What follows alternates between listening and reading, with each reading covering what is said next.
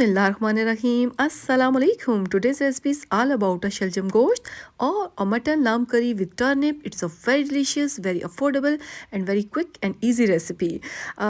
اور ہوتا یہ ہے کہ یہ زیادہ تر لوگ شوق سے اس لیے بھی کھاتے ہیں کہ اس کے بینیفٹ بہت ہی زیادہ ہیں. Basically this dish is originated from Kashmir where ٹرنپس are one of the few vegetables around. اور وہاں کھائی بھی بہت جاتے ہیں, وہاں یہ بہت زیادہ اگتے بھی ہیں. سردیوں کی ایک سوغات ہے جی, بھرپور وائٹامن سے, منرل سے, فاسفورس سے, اومیگا 3 سے, اور اس میں تقریباً تمام ہی جتنے وائٹامنز ہیں وہ اس میں پائے جاتے ہیں جو ہمارے لیے بہت ہی بینیفٹ ہوتے ہیں.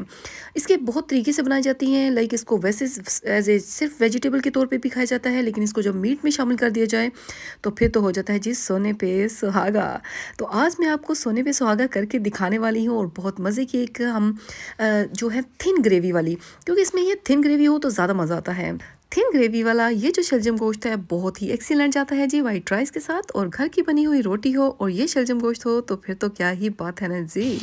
سب سے پہلے ہے جی 2 انین, اس میں 1 کپ آئل ڈالا ہے, اس کو اچھی طرح سے میں براؤن کرنے کے لیے رکھ دیا ہے میں نے چولہے پہ. کچھ گرم مسالہ جس میں موٹی الائچی, دار چینی, کچھ لونگ اور کچھ کالی مرچیں تھی وہ میں اس میں شامل کر رہی ہوں. اس کو اچھی طرح سے میں اس میں سوتے کروں گی. جب یہ براؤن ہونے پہ آئے تو کیا کیا جی, تقریباً 3 پاؤ کے نزدیک میرے پاس مٹن تھا, اچھی طرح ہڈی والا ہو, یہ زیادہ ضروری ہے کیونکہ اسی سے اس کا ایک جوسی سا فلیور آتا ہے. جو ہڈی کے بغیر ہوتا ہے اس میں وہ جوسی فلیور نہیں آتا. اس کو اچھی طرح سے براؤن ہونے تک رکھتے ہیں, اور اس کو تاکہ اس کا بلڈ بھی ڈرائی ہو جائے, اور آئل میں اس کو اچھی طرح سے بنا پانی ڈالیں اس کو اچھی طرح سے فرائی کر لیں. اس میں گولڈن سا کلر جب آ جائے گا تو مزید ہم اس میں چیزیں شامل کریں گے. اور بلی میں یہ بہت ہی ٹیسٹی بننے والی ایک ڈش ہے, اور میری تو بہت ہی فیوریٹ ہے جی. آپ بھی گھر میں ضرور بنائیے گا, دیکھتے جائیں کہ میں کس طرح بناتی ہوں, میرے ساتھ رہیے گا.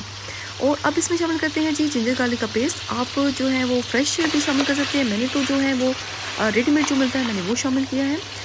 2 ٹماٹر چاہیے اس میں, اور اچھی طرح سے آپ اس میں دیکھیں 1 چمچ میں نے جو ہے لال مرچ, 1 چمچ ہلدی, 1 چمچ جو ہے نمک, کچھ جو ہے میتھی میں نے شامل کر دی اس میں, اور کشمیری لال مرچ بھی میں نے تقریباً ½ ٹی اسپون, دھڑا مرچ جو ہے تقریباً 1 T spoon, 1 spoon black paper, 1 T spoon زیرہ, اور 2 ٹی اسپون کسی بھی فلیور کا جو ہے وہ کری مسالہ جو ہوتا ہے وہ ڈال دیں, اور اس میں تھوڑا سا پانی ڈال کے اس کو سوٹے کر دیا ہے. اور اچھی طرح سے آپ کیا کریں گے جی, اس مسالے کو کریں گے جی بھونیں گے. یہاں اب ہم نے مسالے کو بہت اچھی طرح سے کافی تیل لگا کے بھوننا ہے, تاکہ جو ہے مسالہ بھی بھون جائے اور ہمارا گوشت جو ہے وہ بھی اچھی طرح سے براؤن کلر میں آ جائے. اور اس کو میں نے تھوڑا پانی ڈال کے تقریباً جو ہے وہ تقریباً 5 سے 6 منٹ میں نے اس کو اچھی طرح سے میں بھون رہی ہوں. پھر کیا ہے کہ میں تو اس کو پریشر کوکر میں نہیں بنا رہی, تو مجھے ٹائم لگے گا, تقریباً 1 گھنٹہ لگ جائے گا اس کو میں نے اگر ویسے رکھا تو, جو کہ میں چیزیں جلدی کر جاتی ہیں ایز کمپیئر میں جب پاکستان میں بناتی تھی تو ہمیں پریشر کوکر کی مست ضرورت پڑتی تھی, گوشت یا کوئی بھی چیز یا دالیں نہیں گلتی تھی. یہاں آ کے میں نے یہ نوٹس کیا کہ یہاں تو بہت جلدی چیزیں گل جاتی ہیں نا, بنا چنے ہوں گوشت ہو. میں تو پریشر کوکر نہیں لگاتی, اور پاکستان میں تو ہر چیز کے لیے پریشر کوکر لگانا پڑتا تھا, وہاں کے لوگ بھی پریشر کوکر کی طرح ہی ہیں نا, اس لیے اب کیا کیا جی میں نے یہاں پانی شامل کیا ہے. تقریباً جو ہے میں نے 3 گلاس اس میں پانی شامل کر دیا. اس کو میں اب کور کر کے رکھنے لگی ہوں تاکہ یہ گل جائے.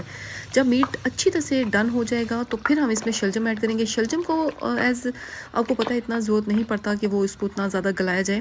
اب یہ میٹ تقریباً 45 سے 1 گھنٹہ لگا اور میرا گل چکا تھا, اتنی سا پانی تھا اس میں موجود. تو کیا کیا ہے میں نے کٹے ہوئے جو شلجم تھے اس میں ایڈ کر دیے. ٹرنپ جو ہے وہ ہمارے تقریباً جو ہے وہ 5 سے 6 منٹ لیں گے اور بہت اچھی طرح سے گل جائیں گے, کیونکہ یہ بہت ڈیلیکیٹ سی سبزی ہوتی ہے, ویج ہوتی ہے, یہ بہت جلدی گل جاتی ہے. اور یہ ہمارے تقریباً ہو چکی ہے جی, سالن بالکل ریڈی ہو چکا ہے. ہم نے کیا کرنا ہے جی, اس میں سوکھا دھنیا, ثابت گرم مسالہ تھوڑا پسا ہوا ڈالنا ہے, اور جو گرین جو دھنیا ہوتا ہے وہ اس میں ایڈ کروں گی. اور یہ دیکھیں کیا زبردست قسم کا سالن ریڈی ہوا ہے. بلیو می یہ جو مریض ہوتے ہیں نا ان کے لیے تو ایکسیلنٹ ہے.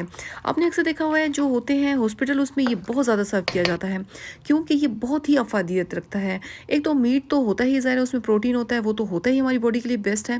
لیکن جب یہ ہم یہ والی ویجز جو ہوتی ہیں, ساری ویجز ہی بہت ایکسیلنٹ ہوتی ہے, لیکن جب یہ ویج جو ہوتی ہے نا ٹرنپ اس میں ایڈ کر دی جائے تو یہ بلیو می بہت ہی جس کو کہتے ہیں نا فائدہ دینے والی سبزی بن جاتی ہے جو گوشت کے ساتھ بنتی ہے. اور اس کو اب میں کرتی ہوں جی ڈش آؤٹ اپنی ایک اچھی سی پلیٹر میں. اس کو میں ڈش کے لیے اس کو کرتی ہوں. دیکھیں اس کی میں نے گریوی جو ہے وہ بہت تھن سائڈ پہ رکھی ہے. اس کو بالکل بھون کے نہیں رکھنا, اس میں مزہ ہی تب ہے جب یہ بالکل تھن سائڈ پہ اس کی گریوی ہو. और रौनक तो देखें ना जी, किस कदर ज़बरदस्त रौनक आई है हमारे सालन पे। और ये रौनक जो ना नज़र आए ना, तो फिर मुझे खाना खाने का दिल नहीं करता। मैं वो हूँ जो वाक़ई जिसमें सालन में तरी नज़र आए ना जी, तो मुझे वो सालन अच्छा लगता है। तो हालाँकि मेरे हस्बैंड तो चुन-चुन के ना टिश्यू पेपर से ये जो है सालन जो है की तरी जो होती है वो निकाल रहे होते हैं। लेकिन बिलीव मी, इसी के साथ लुक होती है। बहुत ही एक्सीलेंट डिश बनी है जी। आप भी ये शलजम गोश्त घर में ज़रूर ट्राई कीजिएगा। मैंने बनाया है जी मटन में, आप बीफ में भी बना सकते हैं। लेकिन अगर हड्डी वाला गोश्त यूज़ करेंगे, वो बहुत ही उसमें जो रिज़ल्ट जो होता है वो आपको 100% मिलने वाले हैं, क्योंकि वो बहुत जूसी सालन बनता है। और ये बहुत ज़बरदस्त सालन जो होता है वो क्विक एंड ईज़ी रेसिपी है, बहुत जल्दी बन भी जाता है। और मेरी रेसिपी को फॉलो करें जी, ज़्यादा से ज़्यादा शेयर किया करें। और मुझे अगर जिन्होंने सब्सक्राइब नहीं किया वो कर लें। और मुझे दें इजाज़त, फिर आती हूँ जी किसी नई रेसिपी के साथ। अल्लाह हाफ़िज़।